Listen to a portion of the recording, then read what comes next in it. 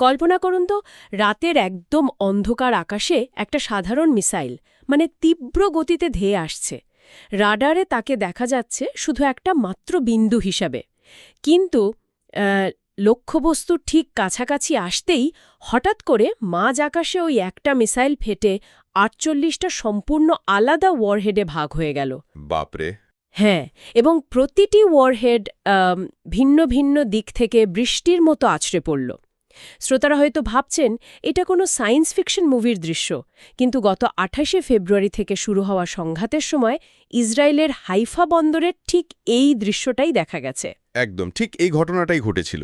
তো আজ ২০২৬ সালের ১ মে, গত ৩৮ দিনের এক ভয়াবহ ধ্বংসযজ্ঞ আর যুক্তরাষ্ট্র ইসরায়েল বনাম ইরানের মধ্যকার তীব্র লড়াইয়ের পর এই এপ্রিলের মাঝামাঝি সময় থেকে একটা অত্যন্ত ভঙ্গুর যুদ্ধবিরতি চলছে বলা যায়। হ্যাঁ, ৮ বা ১৬ এপ্রিলের দিক থেকে যেটা কার্যকর হয়েছে আর কি। ঠিক।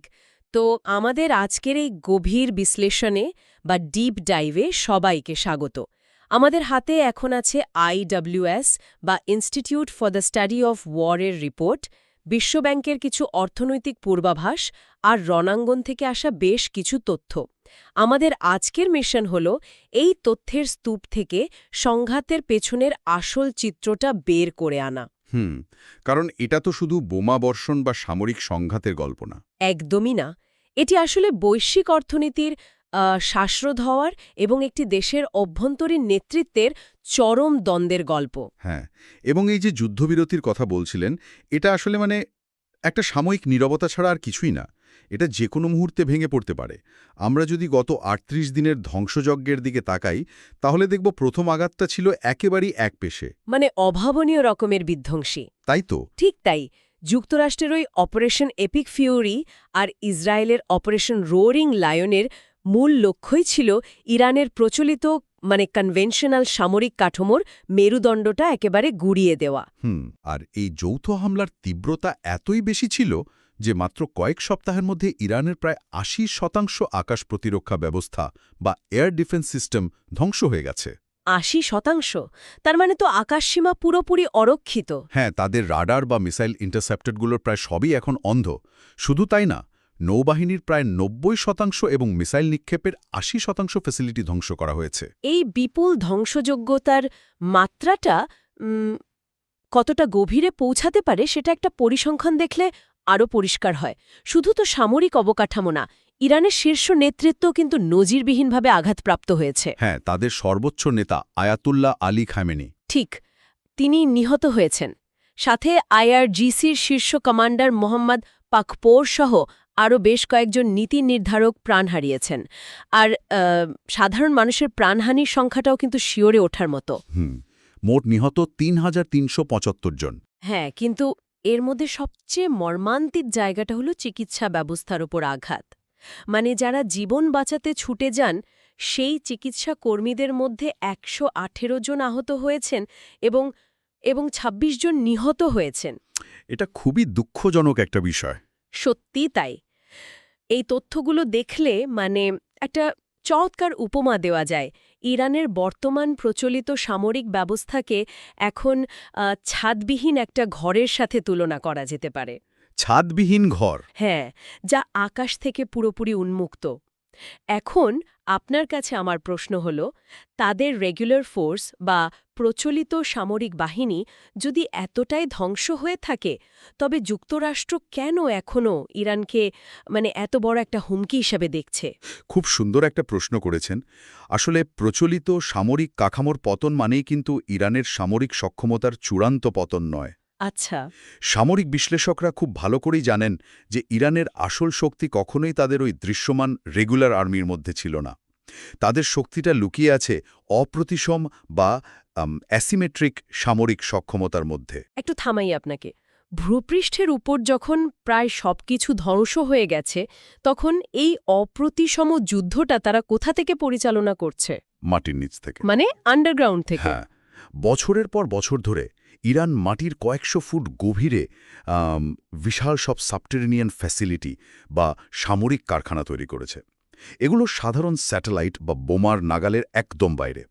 আর এখানেই তৈরি হয়েছে তাদের সবচেয়ে ভয়ঙ্কর অস্ত্র, খোরাম শহর 5 হাইপারসনিক মিসাইল। ওহ, যেটার কথা আমরা একদম শুরুতে বলছিলাম। একদম। এই মিসাইলটার স্পিড বা গতি শুনলে অবাক হবেন। ম্যাক 22, মানে শব্দের চেয়ে 22 গুণ দ্রুত গতিতে ছুটতে পারে এটা। আর এর রেঞ্জ হচ্ছে 2500 থেকে 5000 কিলোমিটার। ম্যাক 22, এটা তো সাধারণ কল্পনারও বাইরে। এত তীব্র গতিতে আসলে তো মানে ঘর্ষণের কারণেই তার চারপাশের বাতাস প্লাজমায় পরিণত হয়, তাই না? ঠিক বলেছেন। আর ওই প্লাজমা রেডারের সিগন্যালকে ব্লক আউট করে দেয়। আর ওই যে হাইফা বন্দরে 48টা ওয়ারহেডে বিভক্ত হয়ে যাওয়ার মেকানিজম, সেটা কিভাবে ইসরায়েলের অত্যাধুনিক আয়রন ডোমকে ধোঁকা দিল? দেখুন, আয়রন ডোমকে আপনি একজন জাদুকরের সাথে তুলনা করতে পারেন, যে একই সাথে অনেকগুলো বল শূন্যে ছুঁড়ে লুফে নিতে পারে।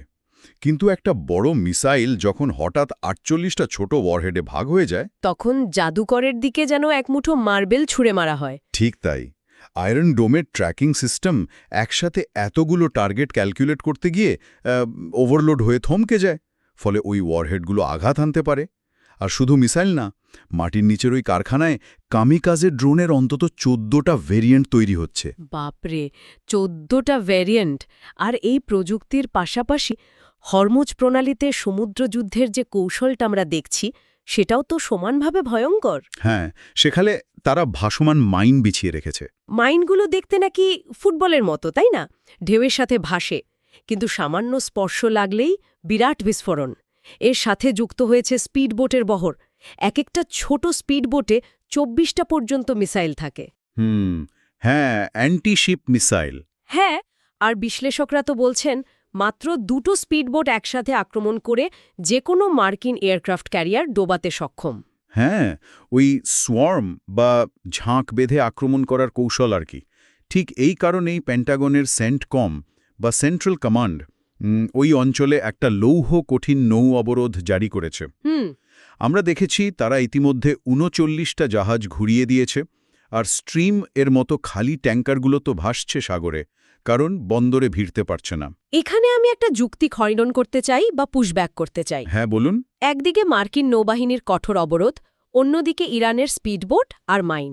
এটা কি এমন নয় যে একটা লোড করা বন্দুক সিন্দুকের ভেতর তালাবদ্ধ করে রাখা হয়েছে? এই মাইন বা বোটগুলো অবরোধের কারণে তো ওই প্রণালীতে আটকা পড়েই আছে, তাই না? তাহলে এত দুশ্চিন্তার কি আছে? ওই তালাবদ্ধ সিন্দুক বা অবরোধের কারণেই কিন্তু বিশ্ব অর্থনীতিতে এক ভয়াবহ ভূমিকম্প শুরু হয়েছে। কিভাবে? কারণ ওই সিন্দুকটা এমন একটা পাইপের উপর রাখা, যেখান দিয়ে বিশ্ব অর্থনীতির রক্ত চলাচল করে। হরমুজ প্রণালী দিয়ে বিশ্বের 35% তেল সরবরাহ হয়। বুঝতে পারছি, 35%। হ্যাঁ, আর সেটা এখন কার্যত স্থবির। বিশ্বব্যাংকের পূর্বাভাস দেখলেই এই অবরোধের চেন রিঅ্যাকশন বোঝা যায়। 2026 সালে বিশ্বব্যাপী জ্বালানির দাম 24% বাড়তে পারে। 24% জ্বালানির দাম বাড়লে তো জাহাজ ভাড়া, পরিবহন সব কিছুর দাম হু হু করে বাড়বে। সাধারণ মানুষের জীবনে তো নাভিশ্বাস উঠে যাবে। একদমই। বিশ্বব্যাংক বলছে সাধারণ পণ্যের দাম বাড়বে 16%, আর সারের দাম বাড়বে 31%, যার মধ্যে ইউরিয়া সারের দাম বাড়তে পারে প্রায় 60%। 60% ইউরিয়ার দাম বাড়া মানে তো বৈশ্বিক খাদ্য নিরাপত্তায় সরাসরি আঘাত। আর তেলের বাজারের যে অবস্থা, প্রতিদিন 1 কোটি ব্যারেল তেলের ঘাটতি হচ্ছে বিশ্ববাজারে, তাই না? হ্যাঁ, 10 মিলিয়ন ব্যারেল। আর এটা সামাল দিতে গিয়ে আন্তর্জাতিক রাজনীতিতেও ফাটল ধরেছে। সংযুক্ত আরব আমিরাত বা ইউএই ইতিমধ্যে ওপেক ছেড়েছে। এটা তো বিশাল খবর। মানে তারা চাইছে ওপেকের কোটা ভেঙে যত বেশি সম্ভব তেল উৎপাদন করে এই চড়া দামের বাজারটা ধরতে, তাই না? ঠিক তাই। আর বিশ্ব অর্থনীতি যখন এই অবস্থায়, তখন একটু ইরানের ভেতরের দিকে তাকান। ইসরায়েলের হামলায় তাদের ইস্পাত উৎপাদন 25 থেকে 30% ধ্বংস হয়ে গেছে। বাপরে! আর ইন্টারনেট ব্ল্যাকআউটের বিষয়টা তো একটা দেশের ধমনী কেটে দেওয়ার মতো। তথ্য বলছে ইন্টারনেট বন্ধ থাকায় প্রতিদিন $3,70,00,000 ক্ষতি হচ্ছে। হ্যাঁ, আর বেসরকারি খাতের প্রায় 20 লাখ মানুষ চাকরি হারাতে বসেছে। তবে সবচেয়ে বড় সংকট তো মনে হয় তেলের মজুদ নিয়ে, তাই না? ঠিক ধরেছেন। আগামী 12 থেকে 22 দিনের মধ্যে তাদের তেল মজুত করার ক্ষমতা একদম শেষ হয়ে যাবে। এই ব্যাপারটা শ্রোতাদের জন্য একটু ক্লিয়ার করি। তেলের খনি তো পানির কলের মতো না, যে ইচ্ছে হলো আর চাবি ঘুরিয়ে বন্ধ করে দিলাম। প্রেশার সিস্টেম ঠিক রাখতে তেল তোলা চালিয়ে যেতে হয়। না তুললে খনি নষ্ট হয়ে যাবে। হ্যাঁ, তাদের কাছে তেল আছে কিন্তু বেচতি বা জমা রাখতে পারছে না। এটা তো সেই কৃষকের মতো অবস্থা যে নিজের গোলায় ফসল পচতে দেখছে কিন্তু বাজারে নিতে পারছে না। এই অবর্ণনীয় অর্থনৈতিক চাপের মুখে দাঁড়িয়ে ইরানের নেতারা আসলে কি করছেন? ঠিক এই শ্বাসরোধকারী অবস্থায় ইরানের নতুন নেতৃত্বের মধ্যে চরম ফাটল আর ক্ষমতার দ্বন্দ্ব উস্কে দিচ্ছে। ভেতরের লড়াই শুরু হয়ে গেছে। ভেতরে হ্যাঁ, নতুন সর্বোচ্চ নেতা মোজতাবা খামেনি এবং IRGC commander major general Ahmed Vahidi এরা আছেন একদিকে, অন্যদিকে স্পিকার মোহাম্মদ বাগের গালিফফের মতো অপেক্ষাকৃত বাস্তববাদী নেতারা। আচ্ছা, জেনারেল ওয়াহিদের কথা যদি বলি, তিনি তো দাবি করছেন ইরান এই যুদ্ধে জয়ী হচ্ছে। হ্যাঁ, ভাবা যায়। এই আচরণ দেখলে মনে হয় দুজন মানুষ একটা জ্বলন্ত বোর্ডে দাবা খেলছে, কিন্তু একজন আগুনটাকেই অস্বীকার করছে।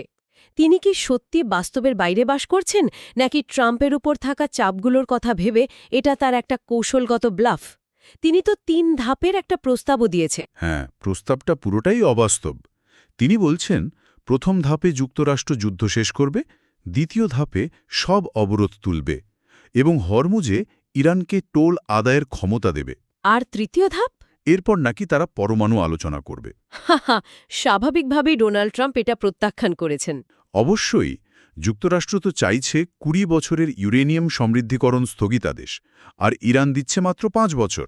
এই কূটনীতিক অচলাবস্থার মাঝেই কিন্তু স্পিকার গালিবফ ২৬১ জন এমপির সমর্থন নিয়ে কূটনীতির পক্ষে অবস্থান নিয়েছেন। হ্যাঁ, এবং এটা নিয়ে কট্টরপন্থীরা, বিশেষ করে পায়দারি ফ্রন্ট, খুব ক্ষুব্ধ।